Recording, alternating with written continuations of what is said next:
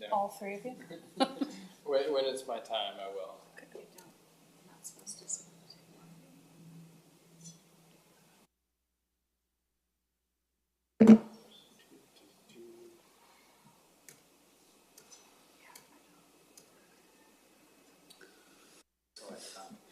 Hello, everybody. Hey, good morning, good afternoon. Good to see you all.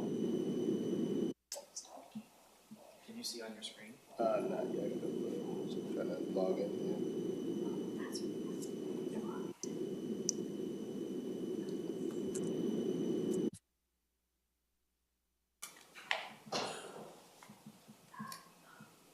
So this is hybrid now, is it not? We've got people in the room as well as out here.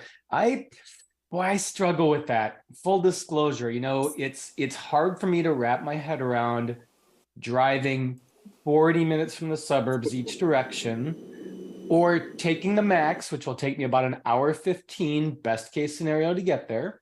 And then multiply that by the 40, 50 people in the room, plus or minus. And part of our mandate is to work on things like climate change and transportation congestion and things like that.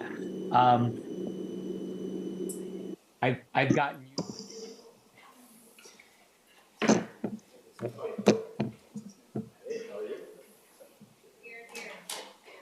We just lost audio in the room.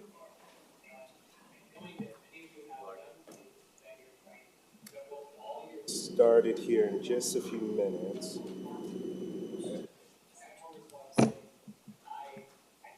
For some reason, audio. Okay, thanks, Jay.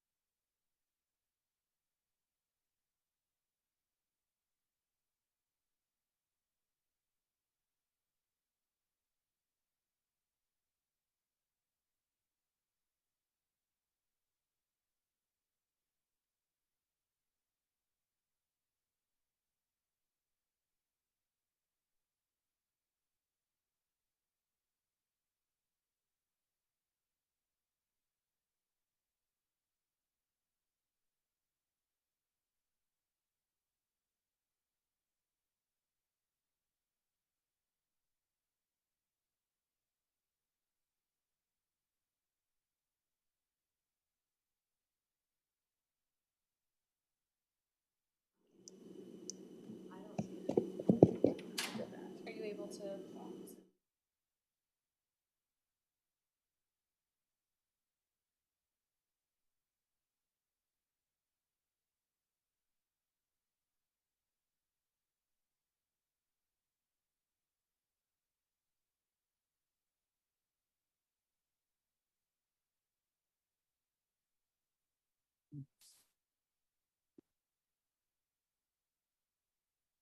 Where's our illustrious chair? I was wondering, is everyone in like a meeting room and we're the Zoom and they're the in-person meeting? I would bet that the in-person may be having some technical issues. So all those in favor of adjourning, say aye.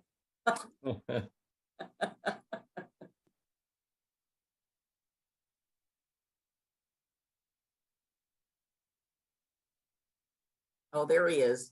There's Vince.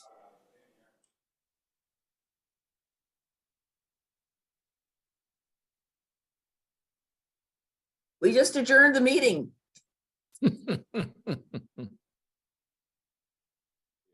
we settled? How's everyone doing? Vince, if you can hear us, we cannot hear you. Oh, you can't hear me. Is that He's still on mute.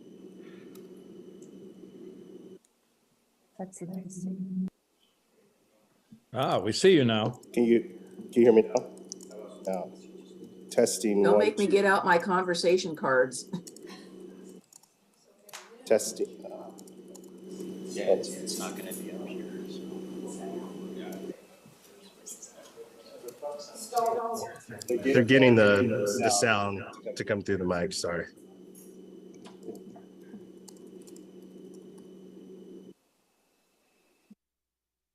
Vince, did you hear what I said? What'd you say? I said, we already adjourned the meeting. Everybody raised, we voted, we're done. Everything was approved.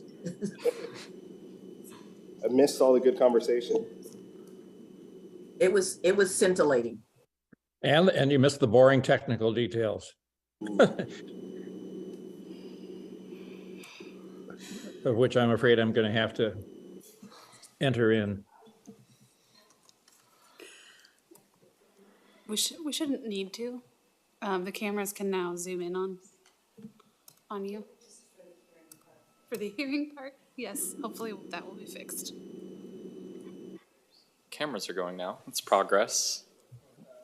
I'm puzzled why they're meeting at the council MCP, Metro Council chambers, and I didn't even know about it. Good to go? I'm good to go. Okay, let's get it going. Okay. Can you hear me now? Good, perfect. Great. Let's call, do we have quorum?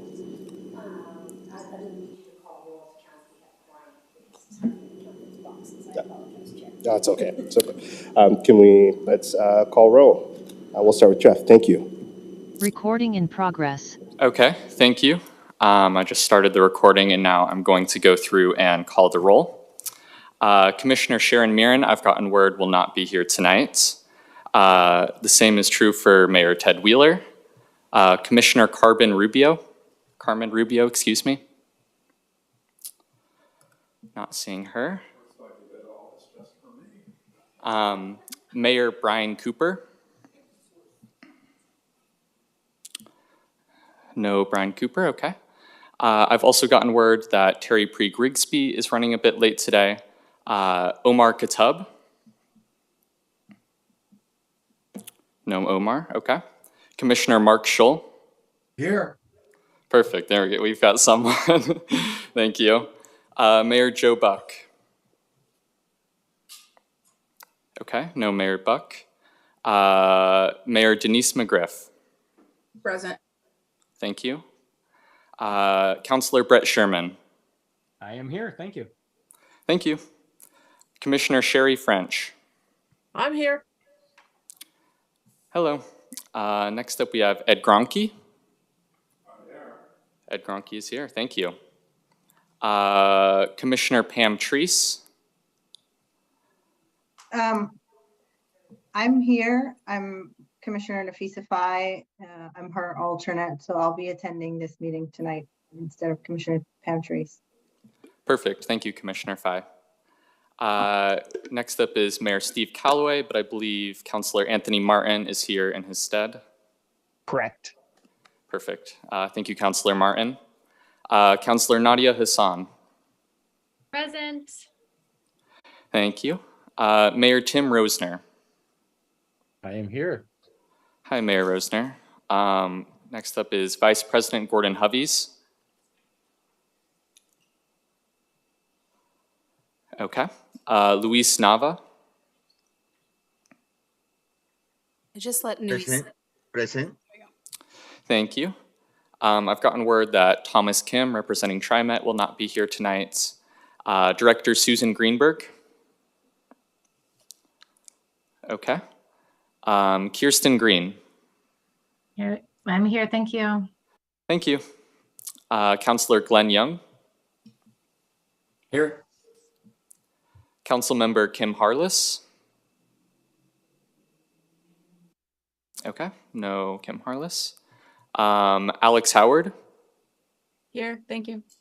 Thank you. Mayor Brian Hodson. All right, Councilor James Fage. Not seeing him. Next up, we have Councillor Garrett Rosenthal. I am here or Thank- there. Depending. I'm not where you are. Thank you, Councillor Rosenthal. We have Councillor Duncan Huang. Not seeing Councillor Huang. And Councillor Mary Nolan. Thank you, Councillor Nolan. Okay, back to you, Chair Jones-Dixon. Great. And Carrie, do we have quorum? Great, thank you. Moving on to public communications on MPAC items. As a reminder, public comment may be submitted in writing and will also be heard by electronic communication. Written comments should be submitted electronically by emailing legislativecoordinator@oregonmetro.gov. Written comments received by 4 p.m. on Tuesday, March 21st, have been provided to the committee in advance. If you have not already signed up to testify, you can sign up by virtually raising your hand. Those calling in on phone can raise their hands by dialing *9. Those using Zoom app on their cell phone or computer can raise their hand by selecting the raise hand button along the bottom of the control bar. Jeff, do we have anyone here that is requested to testify? No one has signed up to testify in advance, and we also haven't received any written testimony for the meeting. I'll give everyone on Zoom another minute to see if any hands go up. I am not seeing anyone. Great, thank you. Thank you, Jeff. We'll move on to Councilor Rosenthal for the council update. Thank you, Chair Jones-Dixon. I appreciate that. First, I'm afraid I have to apologize because I'm going to have to read something, which is the compliance report, and I'm told I have to read it verbatim. It's not very exciting, but and then I'll give you a couple items of update. This is the 2022 compliance report. Metro Council Section 3.07.870 requires the Chief Operating Officer, COO, to annually submit to the Metro Council a report of the status of compliance by cities and counties with the requirement of the Metro Code Chapter 3.07 and the Urban Growth Management Functional Plan, as well as the Metro Code Chapter 3.08, the Regional Transportation Functional Plan. The COO submitted this report to the council on February 23rd, 2023. Per the Metro Code, this report needs to be submitted to MPAC as an informal non-action item for review under Chair Communications. Compliance with the Urban Growth Management Functional Plan includes meeting requirements for maintaining housing capacity, Title I, protecting water quality and flood management, Title III, and protecting industrial land, Title IV. Also planning for areas added to the urban growth boundary, Title 11, and protecting and enhancing fish and wildlife habitat, Title 13. As of December 13th, 2022, all jurisdictions are deemed in compliance with the Urban Growth Management and Functional Plan, with a few exceptions for jurisdictions that are working to complete Title 11 requirements for areas added to the urban growth boundary. There was a recent trading of lands for the urban growth boundary. Compliance with the Regional Transportation Functional Plan includes meeting requirements for transportation system design, Title I, development and update of transportation system plans, Title II, and transportation project development, Title III, regional parking management, Title IV, and amendment of comprehensive plans, Title V. All jurisdictions, the CAO has determined that all jurisdictions are in compliance with the Regional Transportation Functional Plan. There is a supposedly committee discussion if needed, or if it occurs, before I cover a couple other just sort of informational items. No action is necessary unless a member of the committee sees an error that should be corrected or wishes to make some particular note.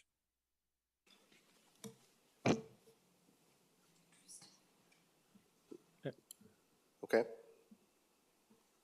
Seeing Chair Jones-Dixon, if seeing no comments, I guess I would just move on to the informational items, if that's all right with you. Yeah, that would be great. Thank you. All right.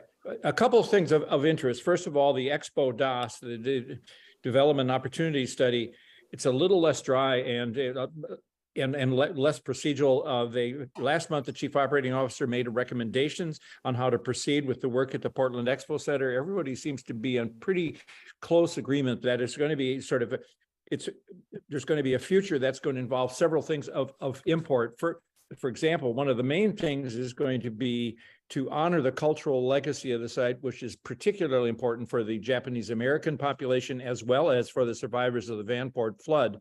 So that's going to be one of the critical elements, these conversations with these groups to determine exactly how that's going to be done or be ongoing. The second recommendation involves the economic future of the Expo Center, and there seems to be a general consensus that since we are an area that is particularly bent on outdoor sports and sports in general, we have a lot of clothing. We have, Nike, Columbia, Adidas, Keen, et cetera, et cetera. We have a lot of sports activities, but we don't have a particularly good regional focus in the Portland area for non-professional athletics, that the focus is likely to transition to something that focuses on non-professional and college and high school regional athletics.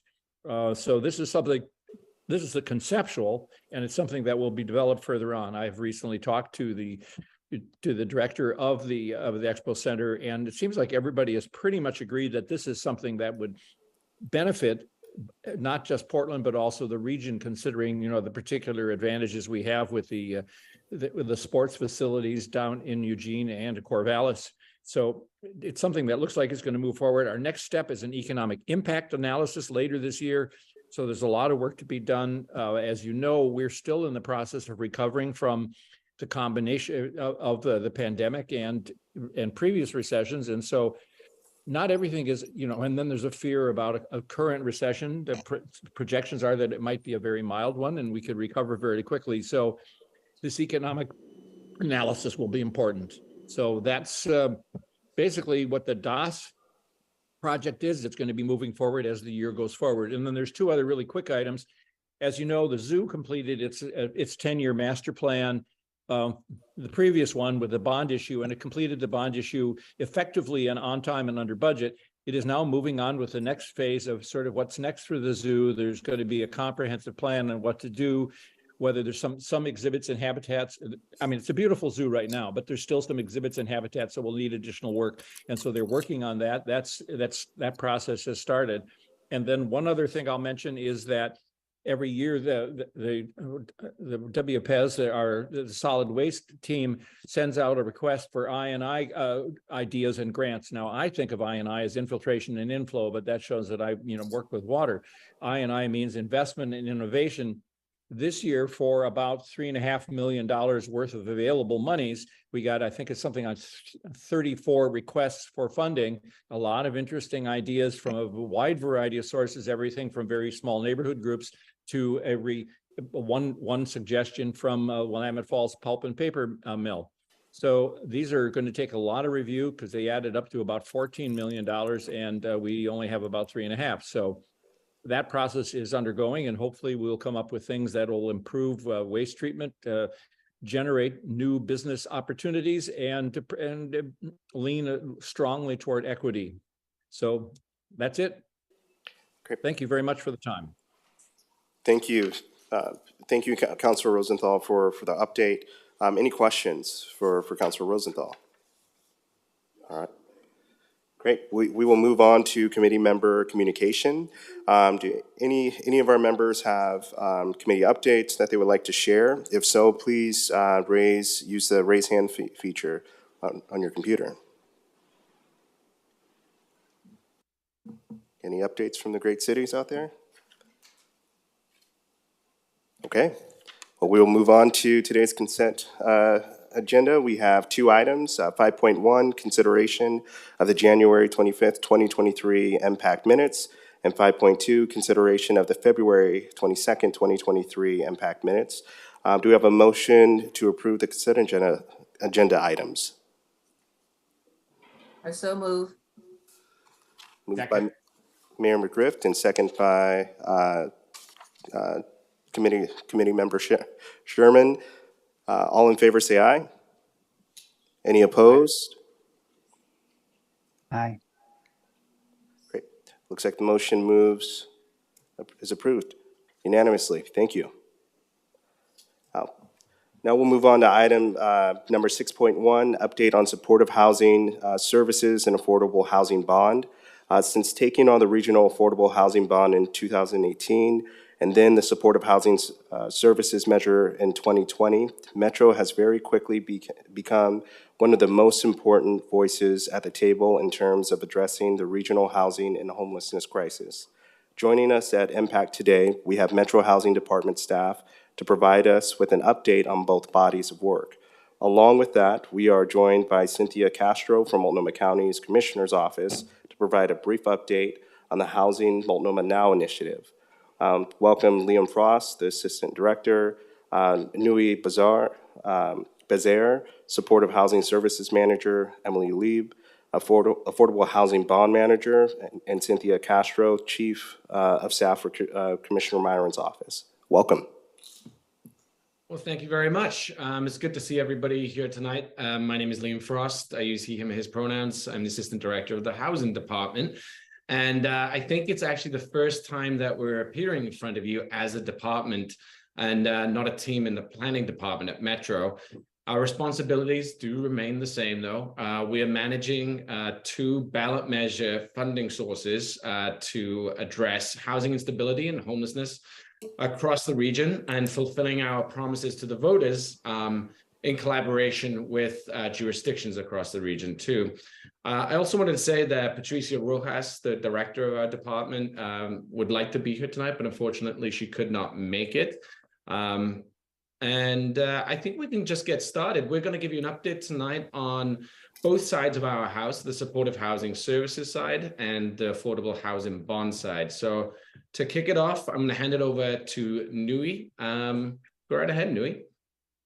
Thanks, Liam. And hello, members of MPAC. Nice to see you again. I know I've presented before.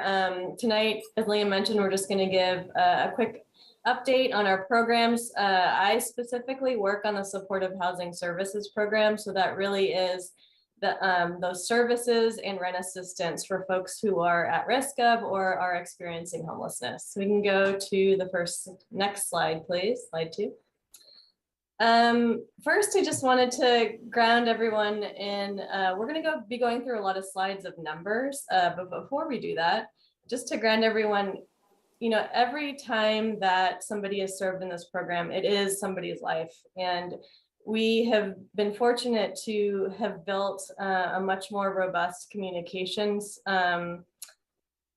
not necessarily department, but communications team who has really worked a lot on getting stories behind the actual work that we're doing in the SHS program. So we regularly post these stories on the Metro website, but just wanted to give you all a snapshot here that there are several stories in all of the 3 counties that this program operates in at this point.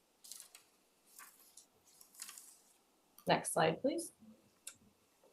So now we're going to go through progress, and that is progress for the 2nd program year. And we are on a fiscal year.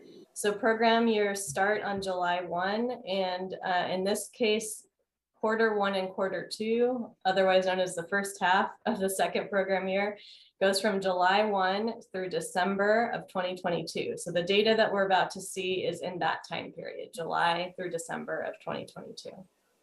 I'm going to go through progress by county, and also it rolls up into a regional total on the right side. And we're going to actually walk through each type of program. So that's permanent housing, evictions, and shorter term rent assistance, or also known as rapid rehousing.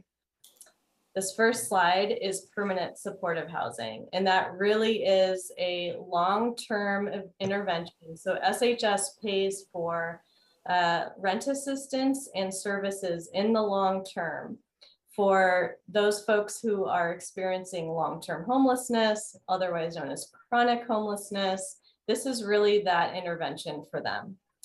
And you'll see in this chart that there's both progress on the top for that time period I just mentioned, and also the goals that have been set for the year. So by county, we'll see that, you know, Clackamas, we should expect about halfway through the goals, normally through halfway through the year. And we can see that some counties are kind of more ahead on those goals than others. I will just say, though, last year we did see counties placed folks into housing in Q4 at a much higher rate than all the 3 quarters before that combined. So we may see we should expect to see more activity in the Q4 of this year. But we should still be keeping our eyes on how far along counties are mid-year. So again, this is supportive housing, permanent supportive housing. We have seen, about a little over 600 households that have been served to date in this program. And this is also not counting the folks who were housed last year. This is just people that were placed into housing this year. Those folks who were housed last year are still being supported by the SHS dollars this year as well. Let's move on to the next slide. Oh, one before that. This is rapid rehousing. So while the slide before this is more long-term supports, this is a shorter term intervention for people who are newly homeless and do not need that very intensive long-term support. So again, you'll see progress on the top, goals on the bottom. I saw a question come through, how are goals set? Great question. Counties our county partners submit work plans every single year in April, and those work plans basically identify what the goals are for each of these areas. A lot of that's dependent upon what progress was made the year before and what progress still has to be made in terms of what the overall regional goals are. And those regional goals are serving 10,000 households in that 5,000 households in that longer term supportive housing and 10,000 households in this kind of shorter term rapid rehousing. So here for rapid rehousing, we'll see again, county by county, a much slower ramp up this year for this particular intervention. And that really is because county partners are focusing on that chronically homeless population, making sure those programs are not only up and running, but expanding to meet the need.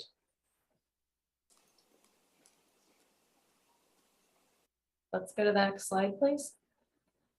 SHS also doesn't necessarily focus on this intervention, but does fund the eviction and homeless prevention. And these are folks who are on the edge, very experiencing housing instability, and just need some either services support or rent assistance to keep them housed. So SHS does fund a very broad continuum of interventions, focusing again on permanent supportive housing and that chronically homeless population, but also funding things like eviction prevention. So you'll see here that, again, progress on the top, goals below for each county, and then how that rolls up regionally. We saw a lot of activity, I'll just say, in eviction last year. Counties well surpassed the goals they set, a large part due to some emergency COVID funding from the federal government from ARPA that was leveraged. And this year, we know that that's not as high as it was last year. Let's move on to the next slide. So we also track not just folks who are served in which types of programs, but we also track capacity. So in this case, this is a shelter bed capacity chart. So you'll see that the goals that were set for this year by counties are this added capacity. So, for example, 140 beds added in Clackamas County. They have gotten very close to meeting that goal already just halfway through the program year. And actually all counties have gotten pretty close to meeting their goals in the first half of the program year, which is great news. All right, we will move on to the next slide. One before that. There we go. So this is also folks who were served, but in the supportive housing services program, we serve 2 main types of populations, and this is what's dictated by the measure itself. One is called Population A. It's a horrible label, but it really means those folks who are experiencing long-term homelessness, otherwise known as chronically homeless. That's what you see in the blue. In the green chart, you'll see folks who are more short-term homeless, newly homeless, and at risk of homelessness. So this is just to compare across counties, you know, who are we serving mostly? Are we serving folks in population A or B? We do know that this is, SHS does target those folks who are chronically homeless. So in the very beginning, we should see a lot of folks being served in that population. But we know over time that there will be more people served in population B because they get shorter term interventions. So in other words, the support for them will turn over to another household. That's why there's more of them. All right, so you can see how those numbers compare here. And then finally, this is just a snapshot of the regional long-term rent assistance program. So SHS was able to, at a very early stage when the measure, programming for the measure rolled out, we also rolled out a regional rent assistance program that's operated locally in each of the counties. And we also track data for that program here. And you'll see how many households have leased up in this reporting period, which again is the first half of this program year. And then the bottom is interesting. The bottom part of the chart is interesting to look at because that actually tells you how many people have been housed since the program started in July 2021 that are holding vouchers. So this kind of shows you over time, how many people are we supporting in the long term with these dollars, not just this program year. So we know that, you know, for example, in Clackamas County, 92 households were actually placed into housing, but many more are still being supported by SHS dollars and will continue to be in perpetuity as those households need that long-term support.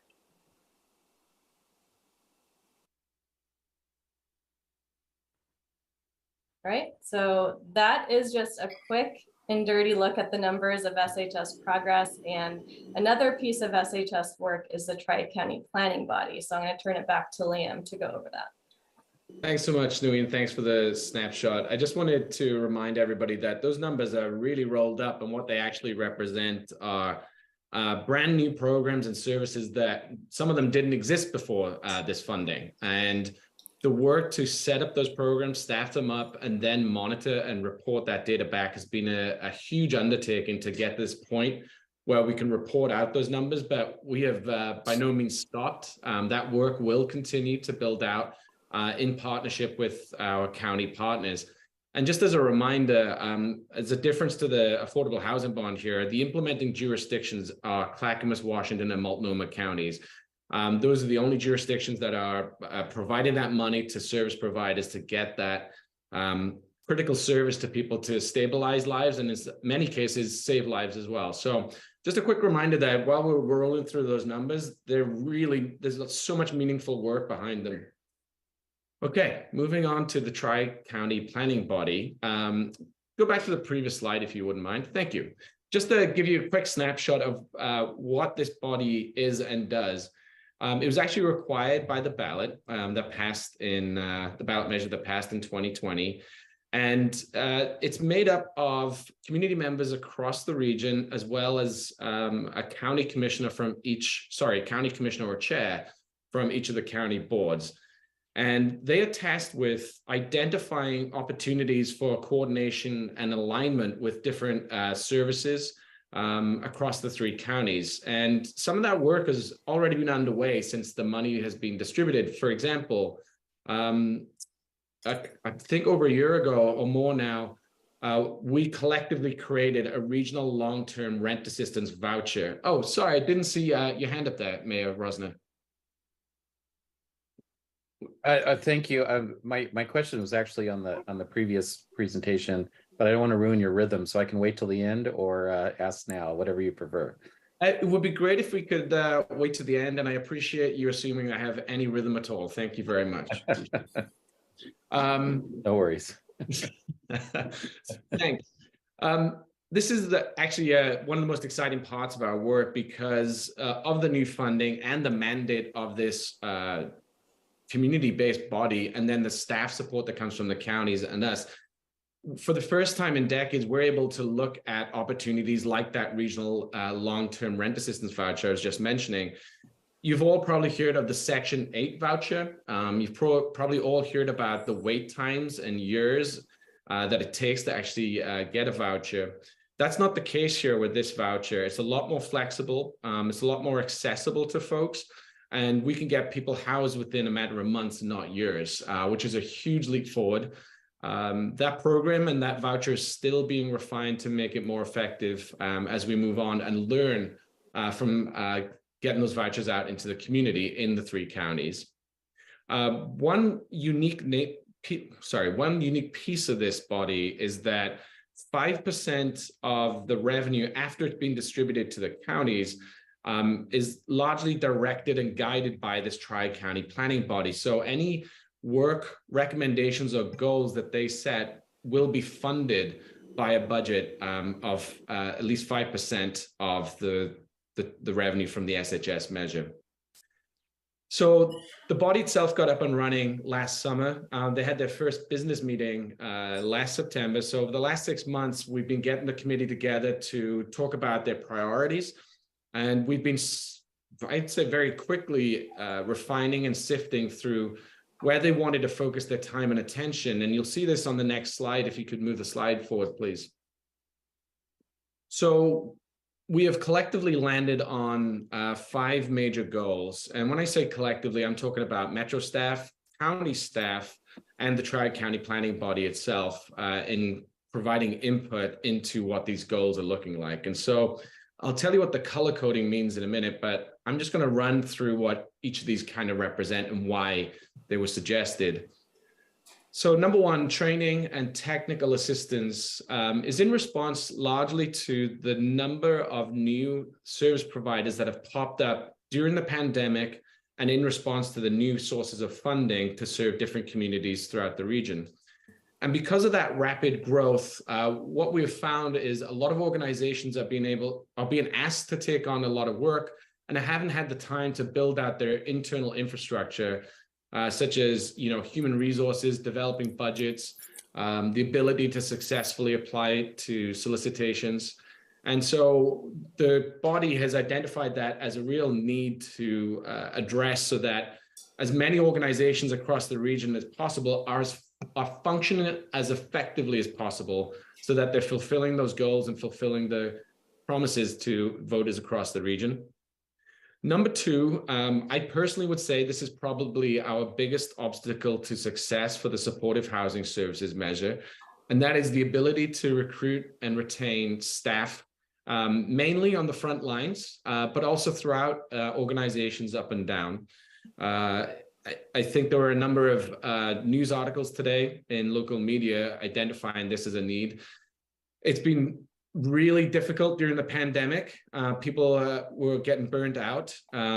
Obviously, that's no surprise, but the tight labor market in general, not just in social services, but across the board, has really taken a toll on the ability to follow through and spend that money that has been distributed to the counties. And so we have been tasked to figure out, how do we get the solve for this really wicked problem? And it's a tough one. I'm not going to go into the details right now, but as you can imagine, trying to set standards for wages on the front lines, as well as throughout organizations that receive different sources of funding with different wage requirements, is pretty thorny, but we're going to dive right into it. Number 3, coordinated entry. For folks who are not so familiar with homeless services, coordinated entry is the way in which people experiencing homelessness access services. They're assessed by certain criteria in different counties, and then they are placed into various services appropriate for that assessment.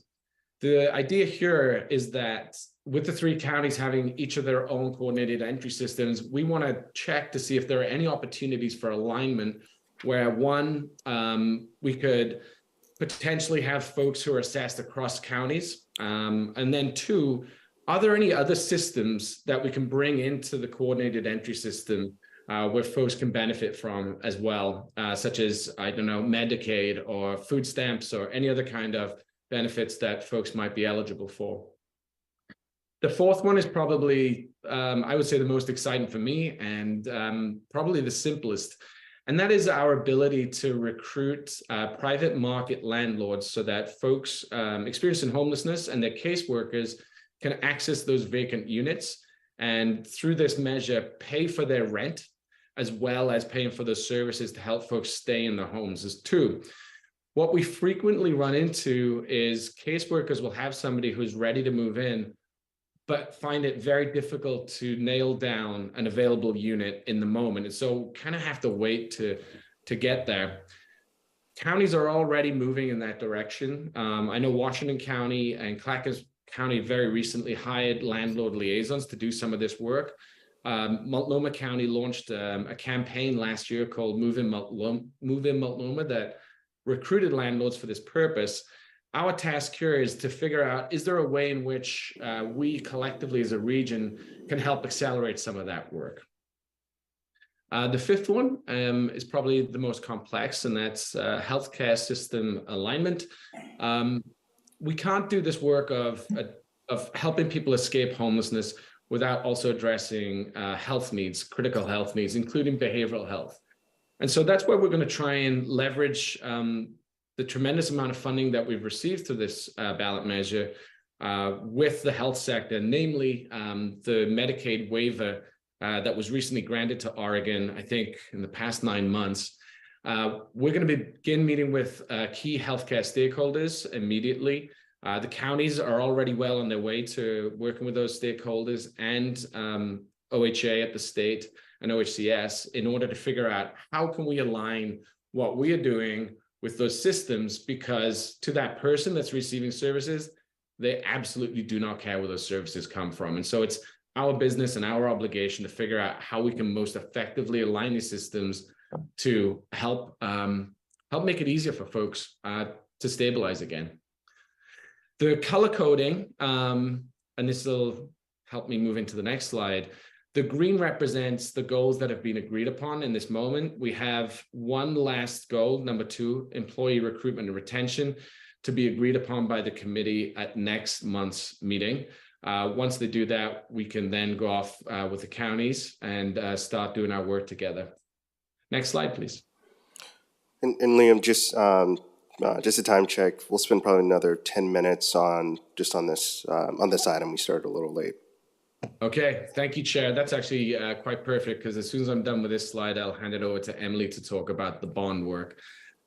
So next steps for the Tri-County Planning Body, and we're kind of already moving into this right now. We're going to scope out those opportunities around those 5 goals, and then staff will be returning to the county in the next few months with some work plans and potential budgets for the Tri-County Planning Body's review.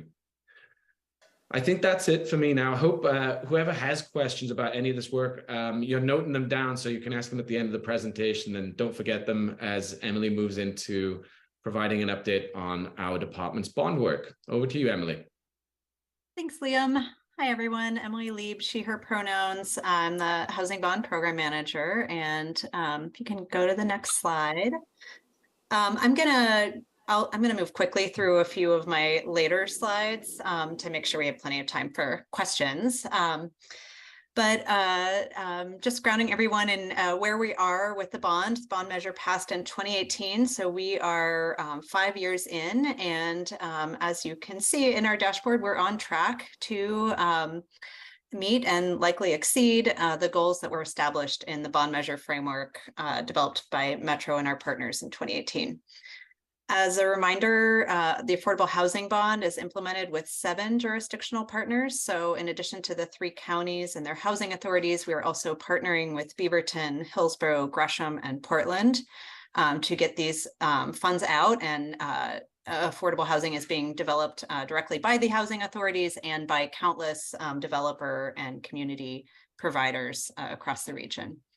So what you're looking at is our housing bond dashboard, which is updated quarterly and on our website. And these are numbers as of December. We had 34 projects that had received a Metro funding approval, which represents a total of 3,243 new homes across the region. And that's 83% of the production goal for the bond.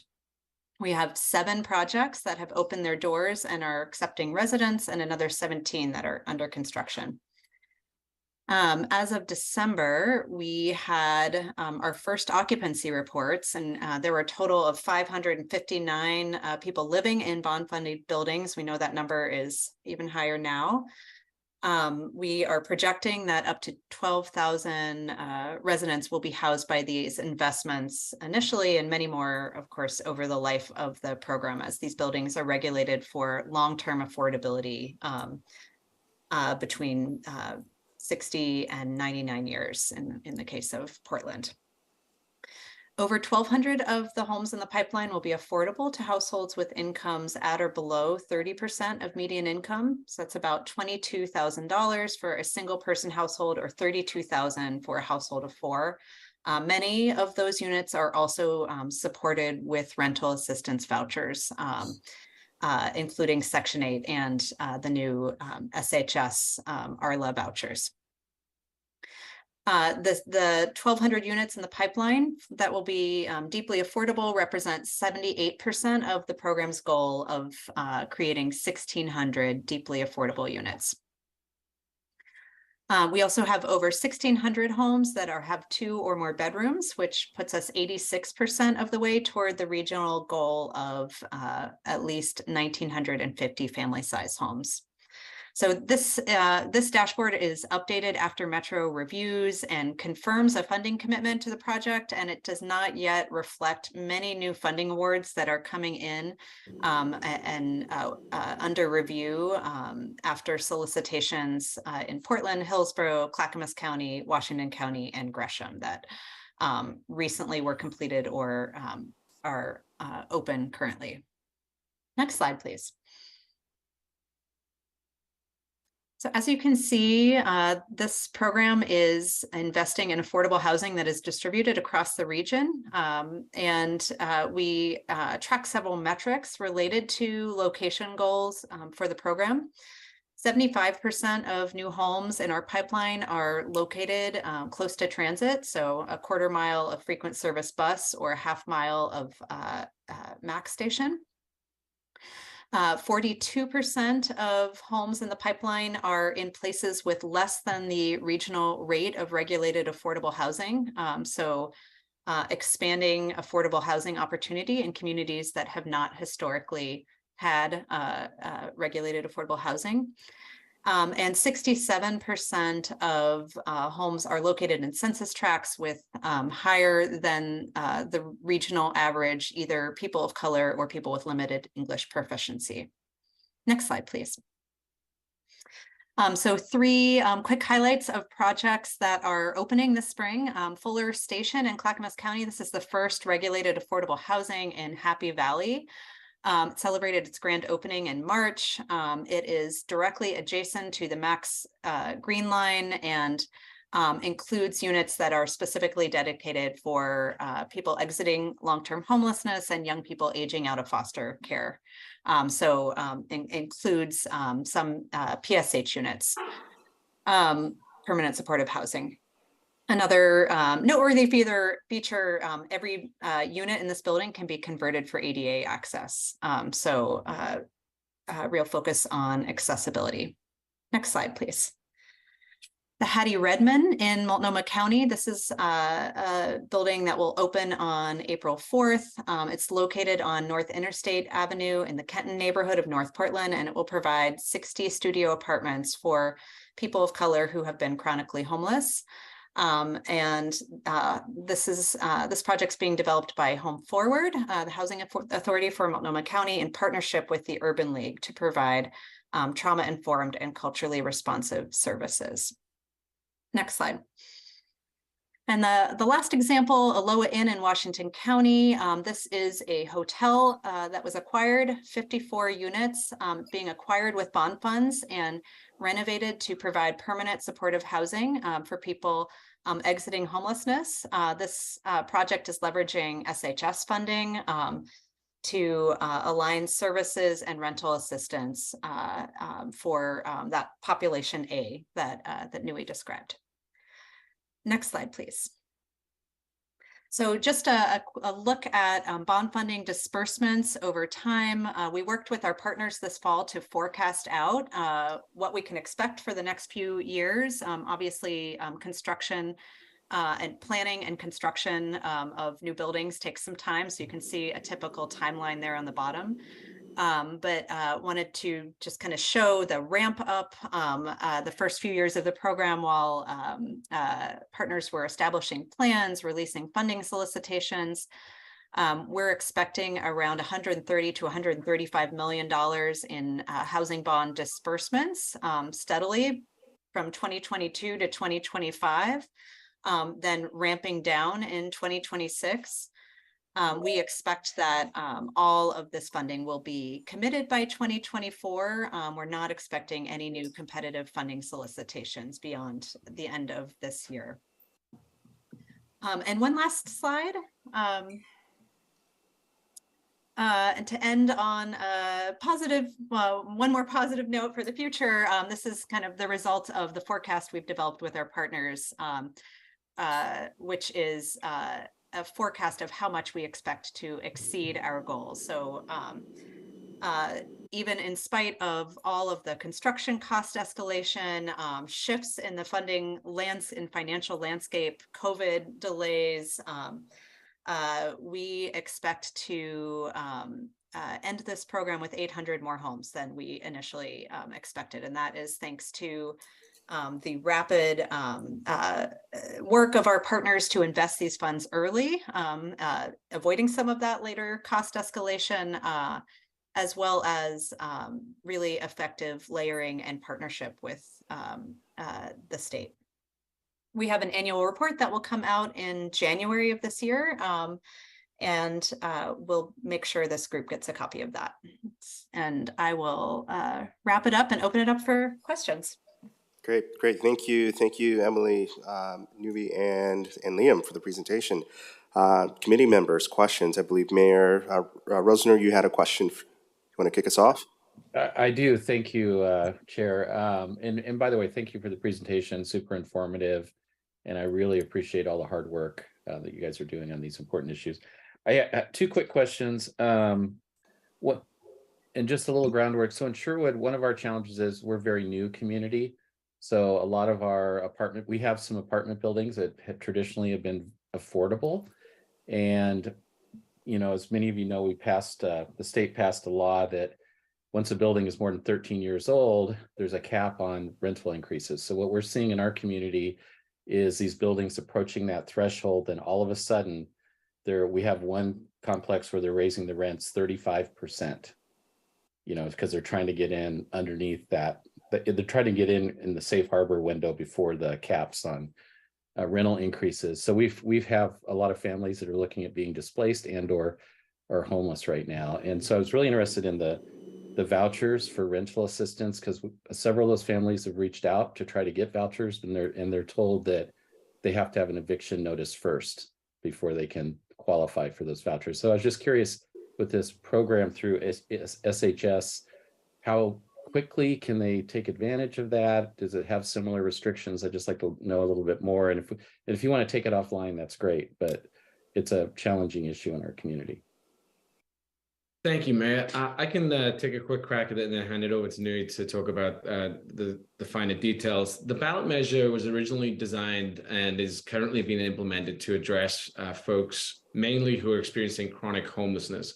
Folks have been homeless over a year and have disabling conditions, but 25% of the revenue is designed to address folks who are episodically homeless, who are constantly housing unstable. And so the population you're describing is pretty unique. I don't think they're going to be unique for long, though. I think you're going to see a lot of folks across the state experiencing the same thing that you're talking about.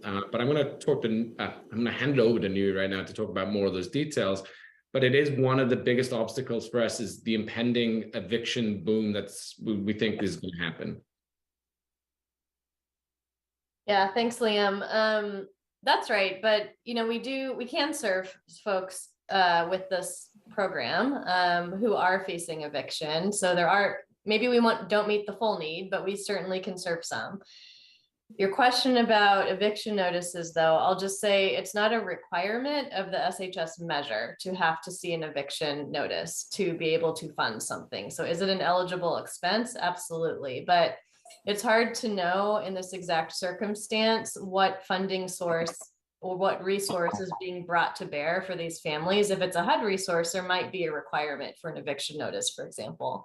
Or there might be in the workflow of the counties might have as they're trying to figure out who they prioritize within that bigger bucket of folks that need to be served, maybe that's a first crack at prioritizing is having to get an eviction notice. I'm not familiar enough with the day-to-day operations to understand that, but we can dig into that and figure that out. But it's not a requirement of the measure. I'll just put it. It would be great to talk a little bit offline. You know, the one example I'm thinking of, the family I talked to, we have a disabled person and another person. It's a couple that they are full-time caretakers, you know, and so they're not working, and you know, they're probably facing homelessness or something like that. So I'm trying to address it on the other side of the coin of preventing people from actually ending up in those circumstances in the first place.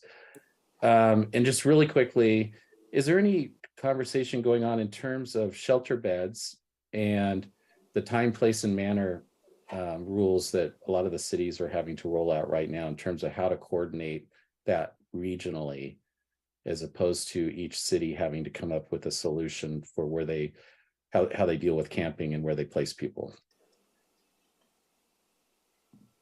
Well, where do we begin? I'll try and keep it quick. I feel like this is one of the rare committees where the membership could tackle that kind of a question. The time, place, manner question isn't really a question for our work. Our work is exclusively designed to address folks' homelessness and end it for them. The sidewalk management piece and how shelter interacts, that's where that tension begins to happen. As far as regional coordination around that, I have not been in those circles for a long time, so I wouldn't know how to answer that. But in terms of coordinating shelter beds across the region, I'm going to hand it over to New again, who runs that SHS program. Thanks, Liam. Well, we do know that there's SHS funding going into expanding shelter options, right? And so from the standpoint of what the counties are doing and how they're expanding shelter, there is some coordination there. I won't say, though, that shelter expansion is coordinated very strongly at a regional level, but the counties are using SHS funds to expand shelter. And in the case of Multnomah County, that is sometimes in collaboration with the city and sometimes not, depending on what the strategy is. But there isn't a strong regional coordination around shelter efforts. Okay. Again, thank you very much. I appreciate it. Great. I just want to add to that too. I want to kind of impress upon you all the perspective that we're still at the beginning of the SHS efforts. And so, you know, when you're interested in coordination issues around shelter beds, while we're not doing it right now, we certainly can be doing it. And we are constantly looking in our department for those opportunities in the future and what makes sense, you know, 2 years down the road and what immediately has to be addressed in this moment right now. So we're constantly trying to prioritize that. But we're also excited about the potential for coordination, as I mentioned, in the Tri-County Planning Body. So I don't want you all to leave thinking we're never going to do that. We're at the beginning and we have a lot to do. Yes. Awesome. Thank you. Great. Then we'll make time for one more question, Commissioner Fye. Thank you, Chair. I actually just have a comment and a quick shout out, if that's okay. I just listening in. We're from Washington County. We're very grateful for Metro's leadership with the region's voters, vote and partnership with the counties to implement this game-changing program to address homelessness. And in Washington County, we are so proud to report that we now housed more than 1,000 people who were homeless. And now we're living in supportive housing with this program. Okay, just a second. Wait a minute, let me finish. I wish we could stop recording that so that my kid doesn't, but And we've also opened up more than 300 shelter beds with this funding, 170 of which operate all year round. For this program, we had 0 year-round shelter beds for individuals or couples in Washington County, and all that we could fund were 40 beds for families and youth, and winter-only beds for 4 months during the harshest months. So we're very serious from Washington County's perspective when you say this is a game-changing program, and we're very proud of the work we're doing in Washington County to deliver these new services and create stable housing.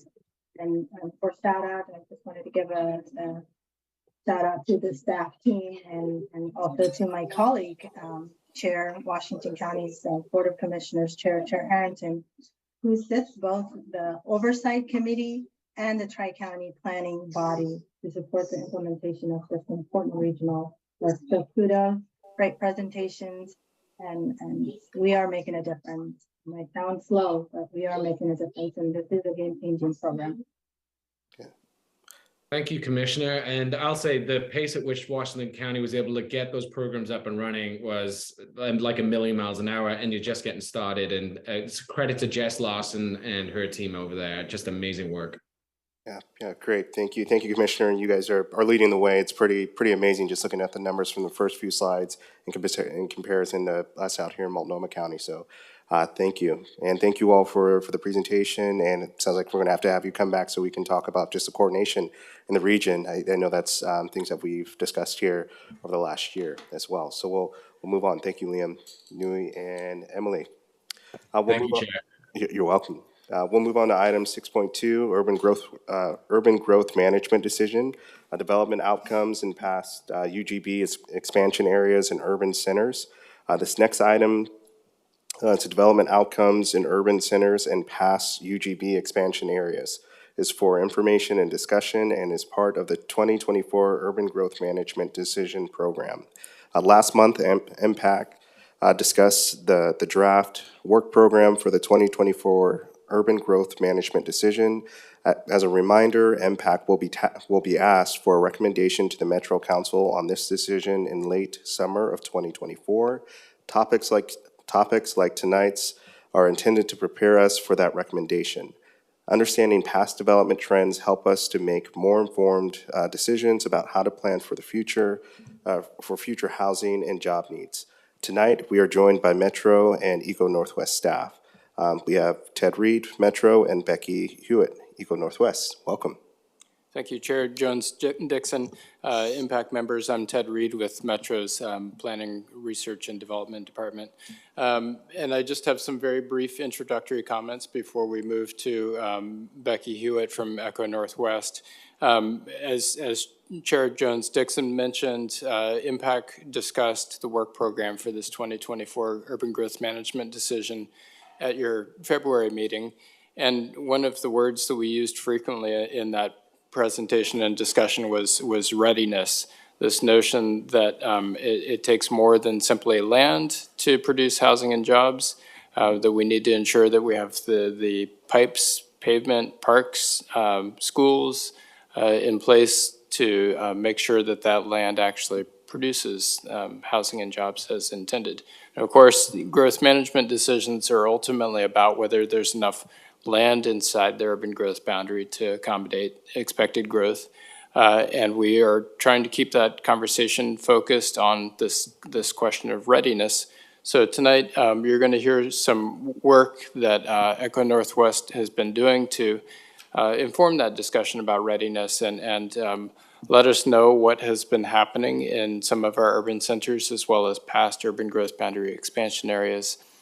Talk a little bit about some of the barriers that have stopped development of housing and jobs in those places.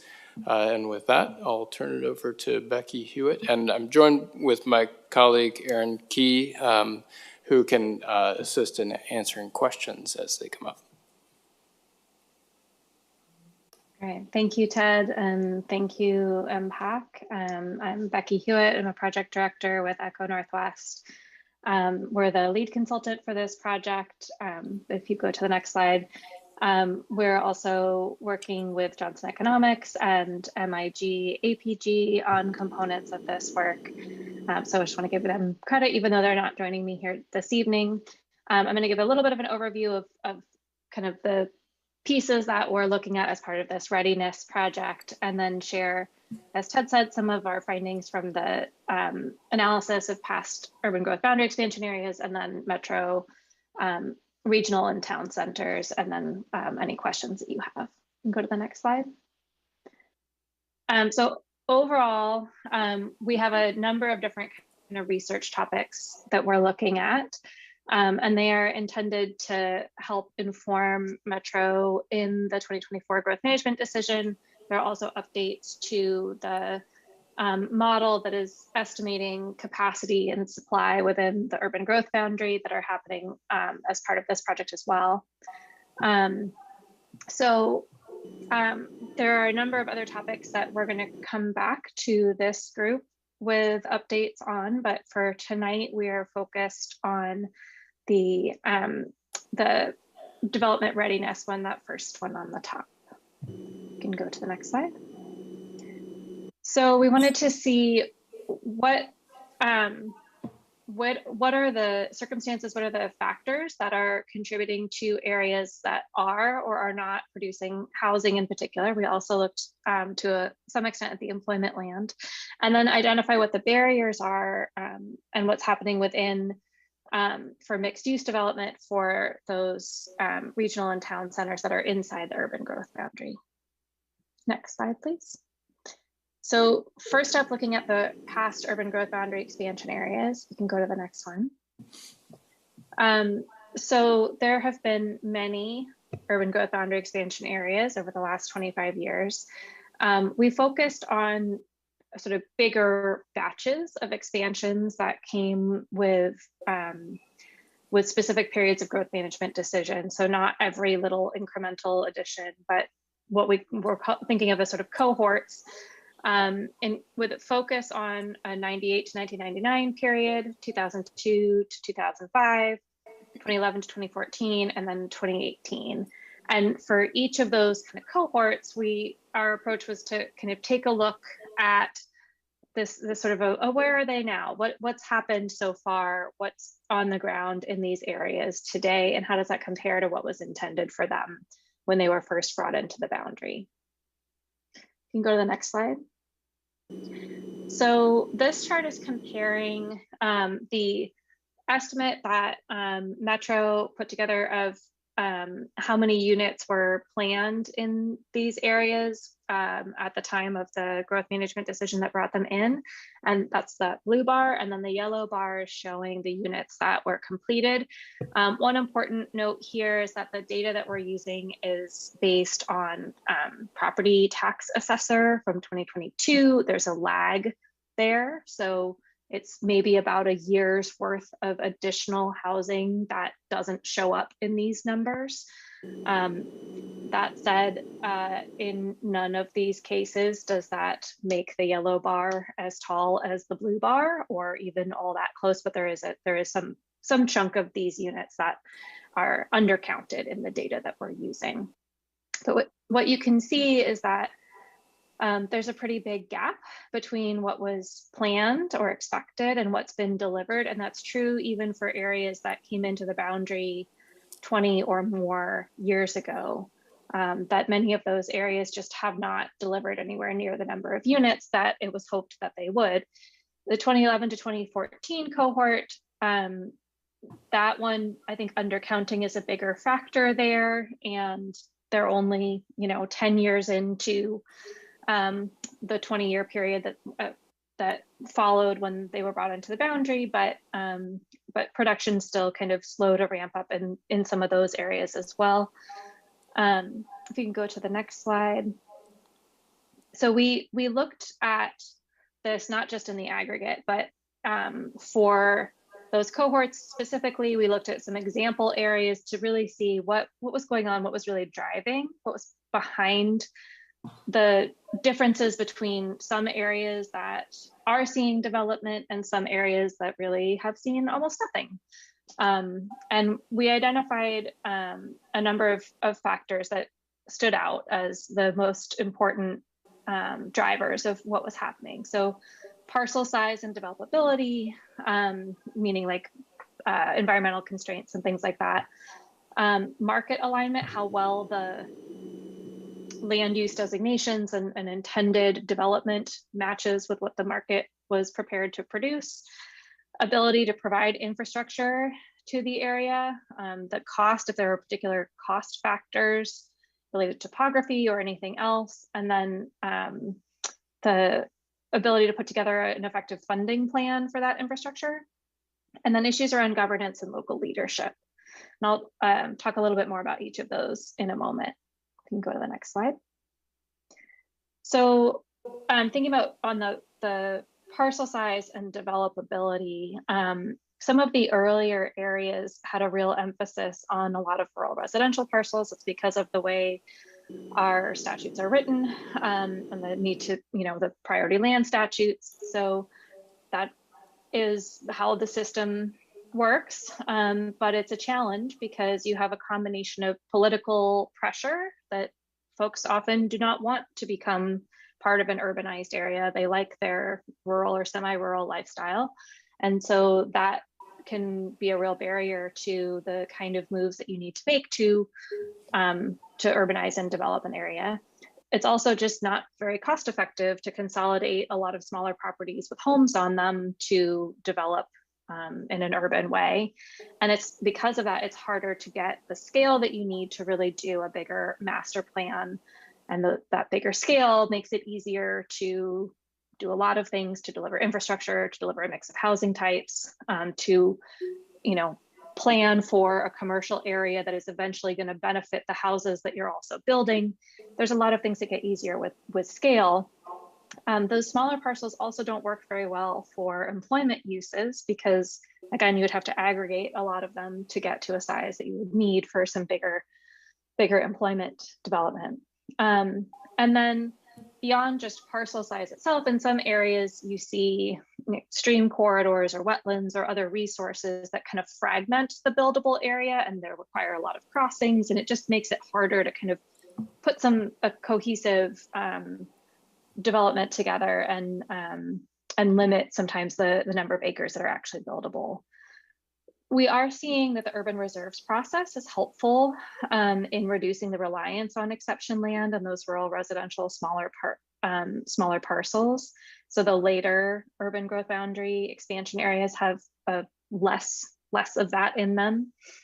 And then we're also seeing in some areas that developers are acquiring properties at some point in the process, and that allows them to achieve that scale and do the bigger master plan developments that have had a higher rate of delivering on both the housing units and the other public goals than the kind of fragmented smaller developments have. Next slide, please. So in terms of the market alignment, there's pretty broad demand for housing throughout the region, maybe stronger in parts of the west side, but really throughout the region. Commercial and employment is a little more challenging.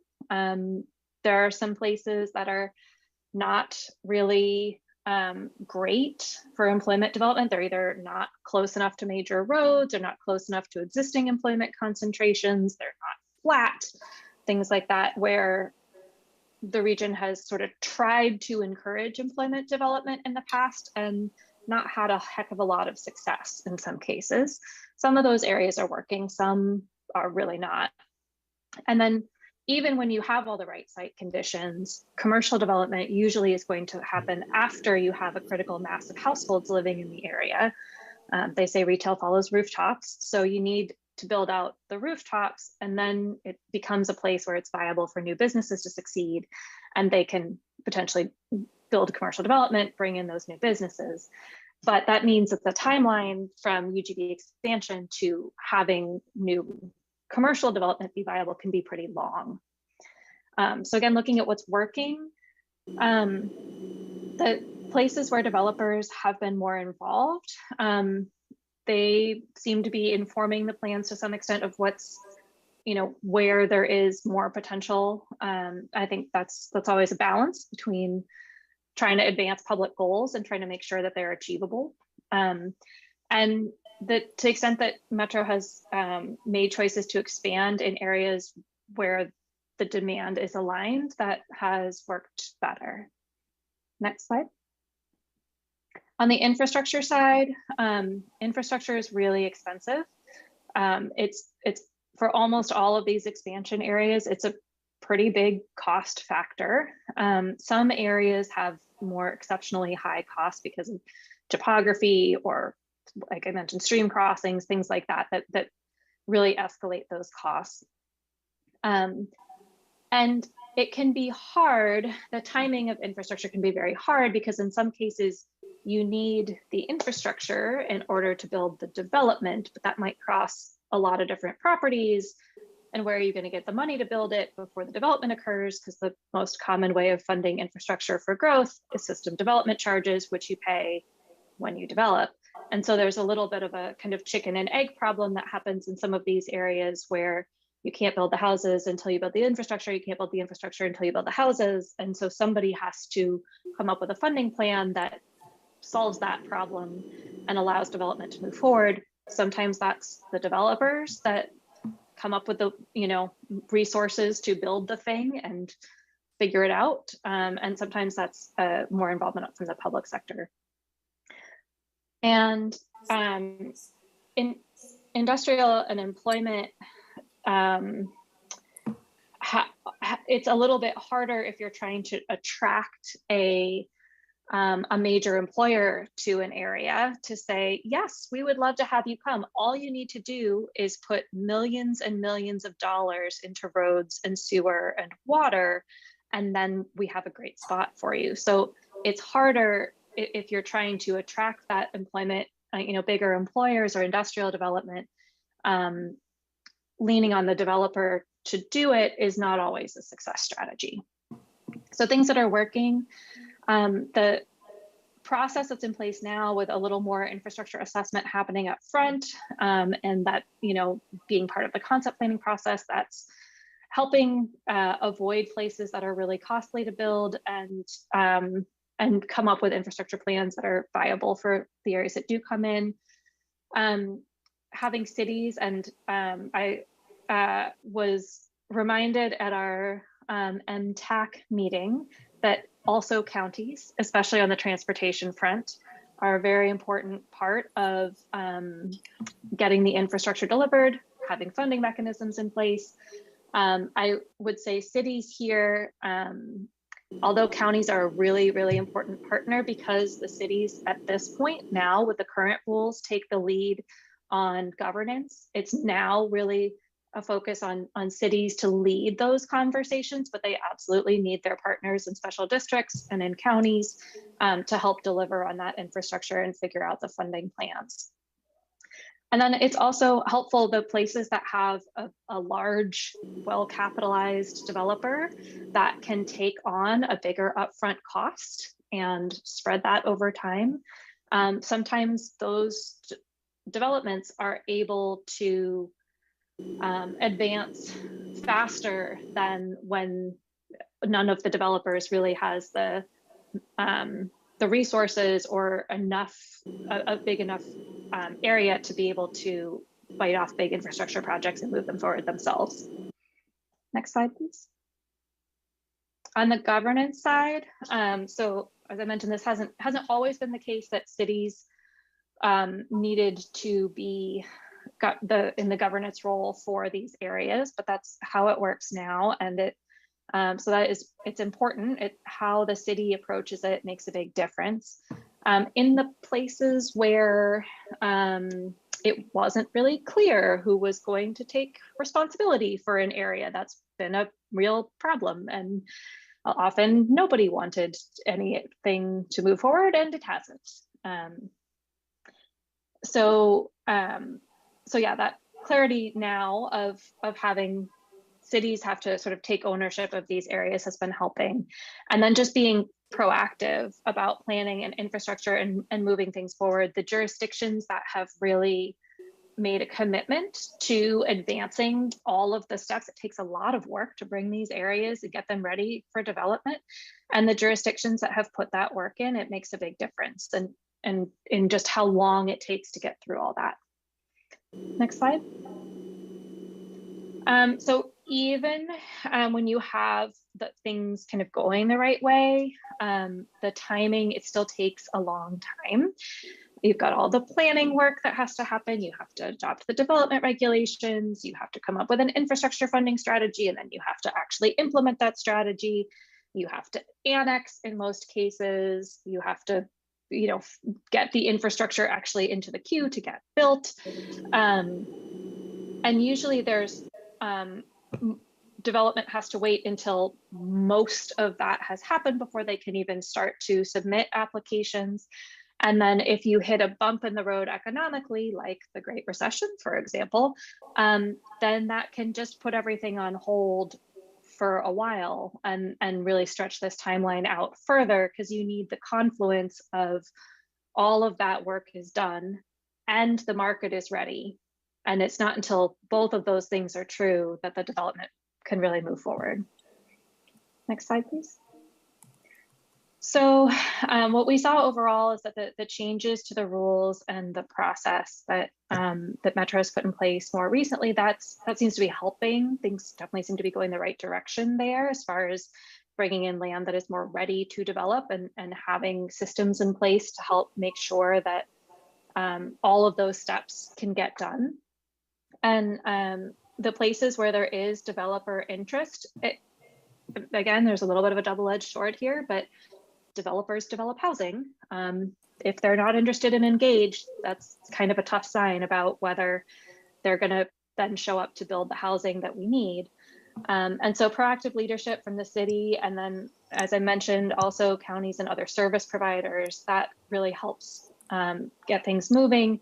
And overall, you know, our takeaway was that Metro plays this really important role in guiding growth, but it can't overcome some of these obstacles. It can't create a market if the market isn't there. It can't make bumpy land flat. It can't consolidate fragmented ownership. And it can't, nor would it want to, wave away stream corridors and things like that that are both important natural resources and challenging for development. And so those are just things that Metro needs to sort of recognize in making decisions about where to expand, because they affect, like, whatever we might want to happen, those are things that will affect what does happen. Next slide, please. So we also looked at the 2040 town centers and regional centers. Go to the next slide. So we focused on residential development trends in those areas, and especially around multifamily, because that's sort of, you know, these are areas that are intended generally for higher density. And we looked at what are the regulatory issues and market issues that we've seen that are coming up across a lot of these centers. Go to the next slide. This map shows those regional and town centers, as well as city center in gray in the middle. So we've got lots of them. There are many town centers scattered around the region. I'm sure there's one in pretty much everyone's jurisdiction. So if we go to the next slide, we looked at recent, meaning since 2007, and proposed or under construction sort of pipeline multifamily development in these areas. I will note there are some projects that we know have been completed recently, but they weren't in this data set because there wasn't a year built available. So there's a few gaps in this data. If you see something where that has an X that you're like, but I know they just built a thing there. Yes, there are a handful of projects that are missing. But what you see in this map is that there's a pretty wide range of outcomes, even acknowledging that there's a few gaps in this data. There are some of these areas that have seen quite a lot of housing developed over the last 15 or so years, and some that have quite a bit in the pipeline. It's pretty uneven. So there are some patterns here about where there's been more housing development and where there hasn't, but it's a little bit of a mixed bag across the region. You go to the next slide. And I should say on that slide, we did not show the circle for the central city because it would be most of the slide. Because the central city has really seen a lot of housing production and more that's still in the pipeline at this point. It's total for the pipeline plus recent is over 18,000 units. It's a lot of housing. And that's more than all of the regional centers and all of the town centers combined. It's almost, when you add up all of those, the town centers, regional centers, and central city, it's almost half of what we see for the region as a whole. So the rest of the region, that bar on the left, there's a lot of multifamily. This is, again, specifically for multifamily housing. There's a lot of multifamily development happening outside of these designated centers as well, but they are capturing almost half of the region's multifamily development over the last 15 or so years, and then also looking forward with the data that's available, which isn't perfect, but the data that's available about what's upcoming. Next slide. So just some observations about when we look across these different areas, kind of what the barriers are and what's been helping. This is based both on our analysis for this project and on work that we've done with many of these jurisdictions on their individual town centers and regional centers, trying to identify and help them overcome these barriers. There are some of these areas that were built in a different era, are very suburban. They have wide streets without a lot of sidewalk. They don't really have a lot of amenities, and they're not very walkable. And making them into the kind of walkable mixed-use places that that we envision for our regional centers or town centers requires some investment. So places that have the vehicles to help provide that public investment, things like having TIF districts has been helpful, or a really strong commitment to investment in those areas. And also some of them are fortunate to have a historic downtown or a more walkable street network that has made it a little bit easier for that new development to bring that kind of walkable environment along. Some places still have older development regulations. Maybe they've done some of the things you would want them to do to make mixed use, higher density mixed use development possible, but not all of them. Like maybe they allow a lot of density and height, but they still require a lot of parking. So it's not really feasible to build the density and the height because you can't afford to build the structured parking yet. Or they allow the density and the height, but they have a lot of landscaping required. So you lose a lot of your site to landscaping. You can't really do the sort of urban development pattern where the building comes right up to the street. Some of them have been working on code updates to address those issues, streamlining some regulations so that, because often housing in mixed use areas it isn't always subject to the same requirement for clear and objective standards, but many of them are streamlining that and trying to make it easier to build housing in these mixed use areas, and reducing parking requirements. And that may get less optional going forward.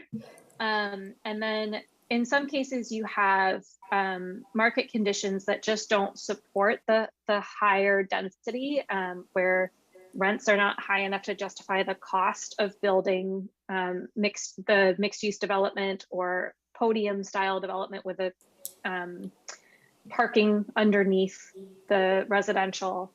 There are some specific development incentives that are helpful for making that development feasible in places where the rents aren't quite there. And those have been helpful in some of these areas.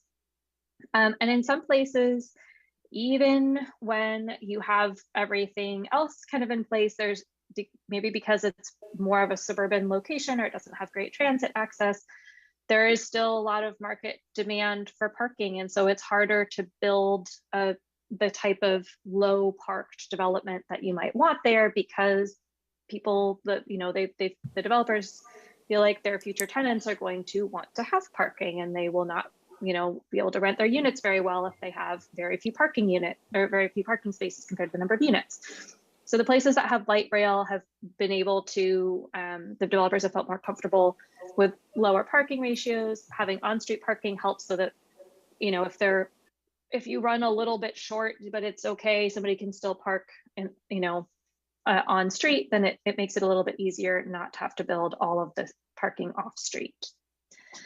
And that concludes my presentation, and I can take any questions if there are any. Great. Thank you, Becky. And I know we have Aaron and Ted here as well. So, any questions from the committee? We have Mayor Rosener. Thank you, Chair. A great presentation. I think you hit on, in our Brookman expansion area, a lot of the issues you touched on are spot on. I would just add one and just maybe food for thought, because I think about it in terms of the areas that we have already brought in and how do we encourage development. But one factor we have in Sherwood is our schools, which you didn't mention. And the challenge we have in a really fast growing city, 30 years ago, Sherwood was like 5,000 people, and now we're 23,000 people.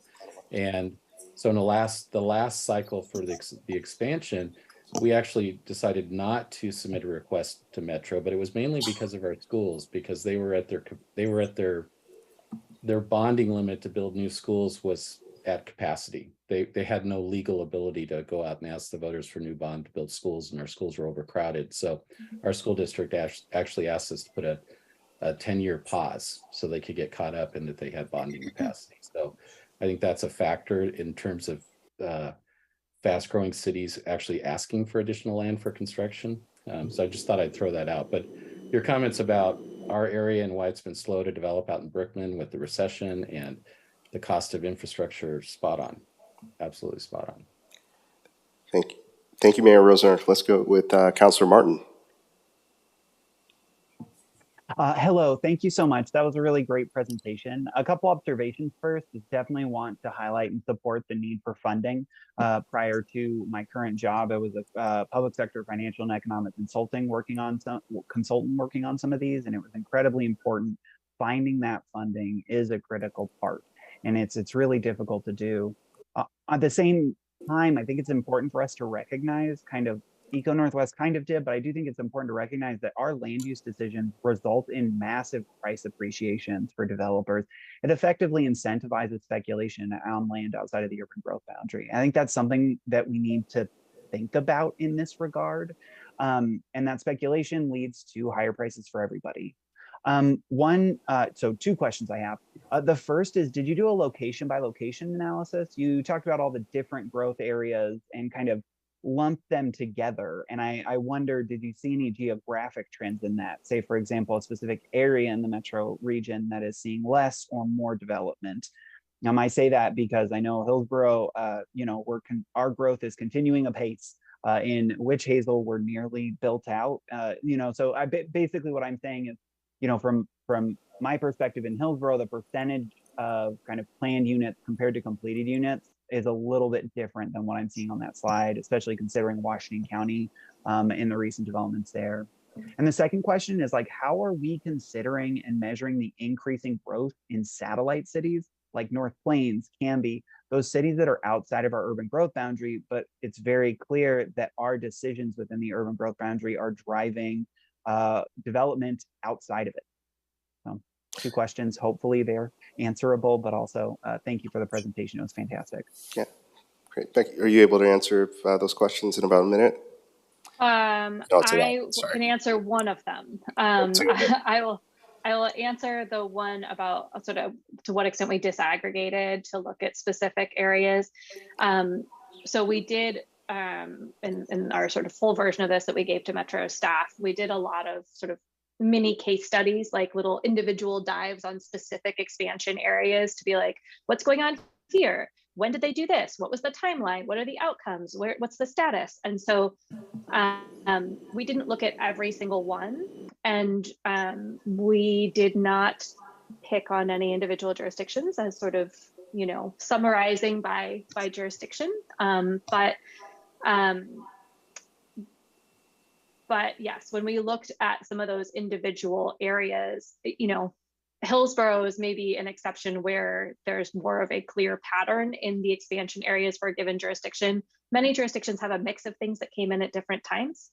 And so they're dealing with some areas have been great and some areas have done nothing. And that's not necessarily on the jurisdiction, it's sort of the history. Okay, great, thank you. And I'll go with one more question. Councilor Rosenthal.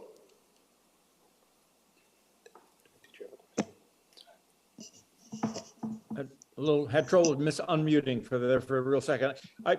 As you noted, there's a lot of development going on, particularly in the southwestern corner. It seems like the cities in that area, everywhere from Wilsonville all the way up to Hillsborough, are very proactive in doing their planning and trying to address the issue of being preparedness. One of the things that's most interesting, as you know, is something being planned on something on the order of 25,000 housing units. And a lot of them are multiple family with higher densities than normal. And I guess my question is, to what do you ascribe that? I mean, I can think of several possible factors. I mean, Metro's constantly harping on higher density would be one. State legislative requirements and rules that have changed would be another one. Another one would be just simple perception of markets, of people or developers feeling that people want a slightly different kind of configuration of neighborhoods. Do you have any thoughts on that? I have a couple. I'll be brief on them. I think you touched on a lot of the factors that I would see playing into that increase in higher density housing. There's definitely policy reasons why jurisdictions are pushing things that direction. I think at the same time, you're seeing developers feel that there is demand for it. There's the apartment development has been really strong over the last 10 years, and the fundamentals there are still strong. There's still a lot of demand for rental housing, and because condos are hard, higher density is often rental, not always. Townhouses are often for sale, but that confluence of demand for rental housing, not having big chunks of land inside the boundary always to do bigger apartment developments, and then having a lot of policy support for a mix of housing types and higher density, those are all factors. And then also infrastructure funding. This isn't always true with multifamily, but for thinking about things like townhouses, in some cases, being able to spread the costs across more units can make a big difference.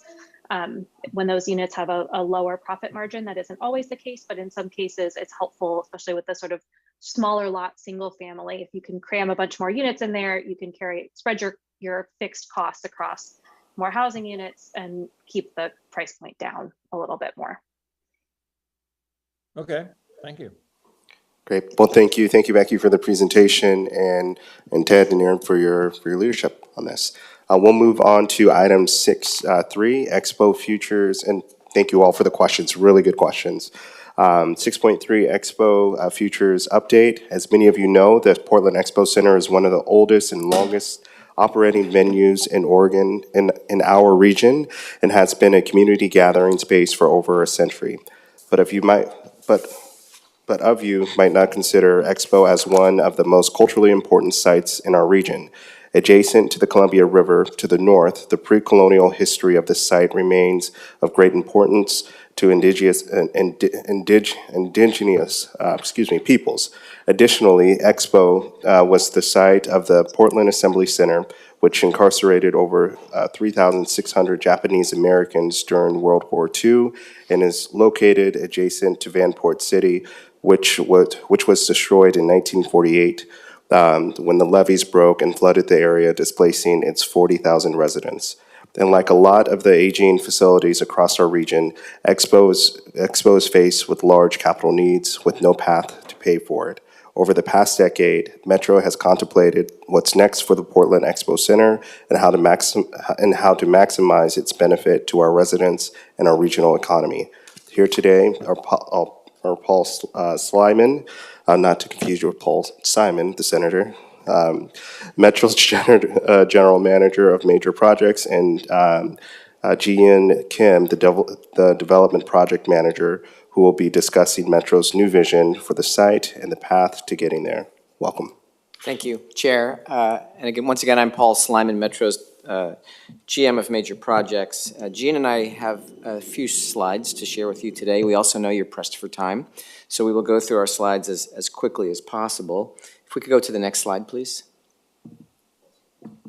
Here's what we have planned for you today. You can see it on the slide, so I won't recite it. I did want to let you know that our research has shown repeatedly that Expo is a regional asset, and that's why we've been asked to bring it to you here today at MPAC. It's something that each one of you can and should care about. And not only does it attract guests from across the region, but it's also a regional economic engine. Next slide, please. Before we get started, I imagine many of you have been to a show at Expo, either recently or in the past. I would ask for a show of hands, but I can't see you because of our setup here, so I'll just trust. Thank you, Councilor Nolan. At 53 acres, the site is massive. We have over 300,000 square feet of indoor space, 1 million square feet of parking. It also includes 3 or 4 acres on the Columbia River. You can see to the right side of the image on your screen. But as the Hunden report, and I'm going to talk about that in just a moment, points out, it's basically a story of 2 eras.